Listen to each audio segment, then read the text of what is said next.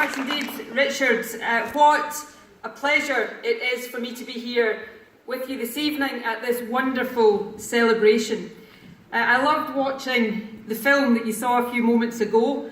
I'm not sure we showed the Scottish weather at its best, but the weather in all its forms is one of the many great things about our country.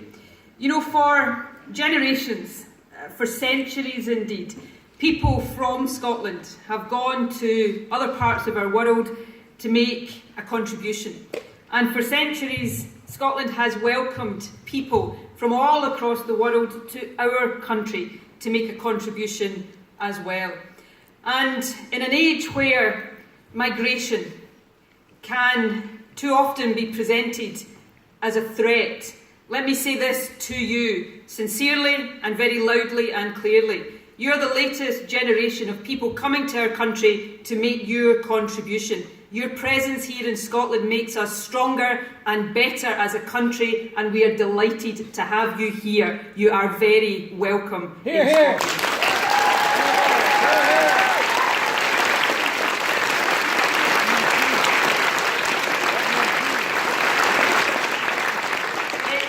It is extra special to be here with you this evening on the eve of the birthday of our national bard, Robert Burns, perhaps the greatest ever Scotsman. And Scotland, of course, has a long and proud tradition for excellence in education, but we also have a strong and deep-seated sense of internationalism. And in many ways, Robert Burns exemplifies both of those traditions. He was able to become the great poet that he became, despite coming from a relatively poor background in Scotland, because he was an educated man. And he was an educated man, despite coming from a poor background, because Scotland in the 18th century was a pioneer in providing free, comprehensive school education across our country. If Robert Burns had grown up in many other countries in the world, he, in all probability, would have been illiterate. But because he was born and grew up in Scotland, he was able to become the genius that he became.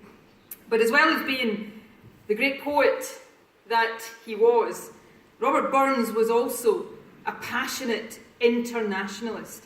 He had, for example, an intense interest in the revolutions in the United States and France, and he wrote of the day when man to man the world o'er shall brothers be for all that, in a song that has perhaps become the closest that the world has to an international anthem.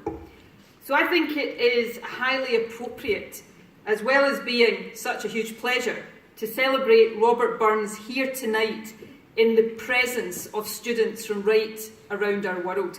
I want to thank University of Scotland for organising this event and thank all of you for coming along here this evening. One of the things I am certain about is that Robert Burns, if he was alive today, would have loved the diversity of modern Scotland, and he would have loved the international character of our universities. Students today in Scotland from outside of the UK make up more than 1/5 of the total number of our higher education students. That's a larger proportion indeed than for any other country within the UK.